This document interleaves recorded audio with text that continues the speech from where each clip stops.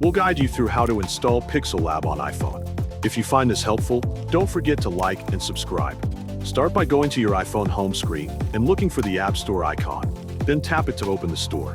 When the App Store opens, tap the search field at the bottom or top of the screen so you can type.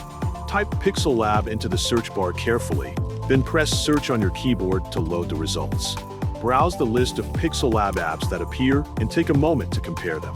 Choose an app with good ratings and lots of reviews so you know it is reliable and works well. After selecting the app, open the app page to view more details. Check the developer features and screenshots to understand what tools and functions the app offers before installing it. When you are ready, tap the Get button to begin downloading the app. If asked, verify your Apple ID password or use Face ID or Touch ID to confirm the download. Wait for the installation process to complete and do not close the App Store during this step. Once the installation is finished, tap Open to launch Pixellab for the first time.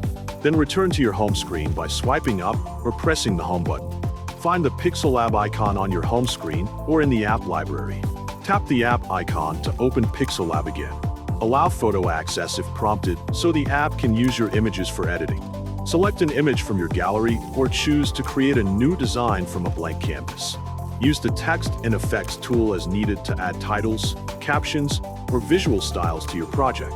Save your design to your gallery so you can share or edit it later. Choose an available format and export in high resolution to retain maximum results.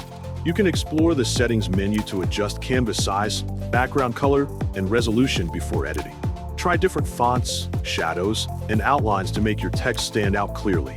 Use layers to organize elements and keep your design clean. Preview the final result, make small corrections, and export the file in high quality for social media or printing.